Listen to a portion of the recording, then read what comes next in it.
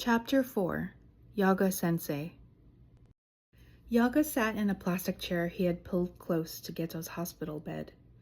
Geto was in his usual position, tangled in the white bedsheets, facing towards the window, his back towards his school principal. This was Yaga's third time visiting Geto. Geto was still unresponsive to any of the questions he was asked. During this visit, Yaga didn't have much he wanted to question Geto about. He strayed away from the questions the school administration wanted him to ask and tried a more friendly, "Hey, we're really worried about you. How have you been?" But his words vanished awkwardly in the silence. Yaga ran both of his hands over his closely shaven head in frustration. He was dismayed that he still could not sense any cursed energy from his student. Maybe Geto was a lost cause, as some of his peers were speculating.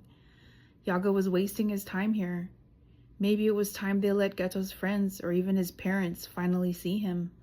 Hospital staff, doctors, other school administrators, and himself had not been able to get any kind of communication out of Geto, except when Geto seemed agitated about something, and would have screaming fits until he was subdued with a medicine shot into him with a syringe.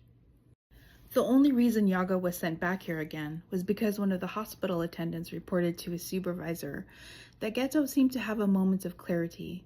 He seemed to recognize the attendant, but something had made him revert to his semi-comatose state, and the moment was lost. The school administration was hopeful that maybe Geto was starting to come around, but now that Yaga was in front of him, Geto hadn't changed at all. Yaga stood up, moved the plastic chair back across the room, and made his way to the door to leave. He turned around and started to say, "Hey, maybe I can ask if Ieri and Go..."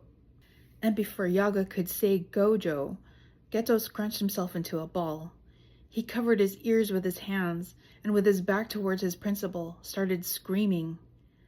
The door to Geto's hospital room opened right away, and among the screams, 2 hospital nurses in blue scrubs entered, and one of them advised Yaga to leave.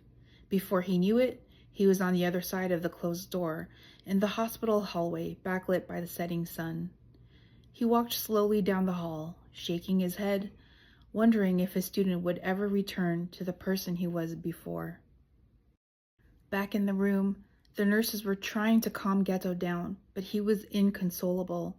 He had tried so hard not to let any memories of his former life shape in his mind, and the man in his room had said something that triggered Geto's primal defenses. If he screamed enough, the names would disappear from his memories, and so would any emotions or connections he felt. Geto did not scream for long. The nurses were armed and ready with their powerful medicine that let Geto sink into a stupor that he started to crave when he became too cognizant of the world around him.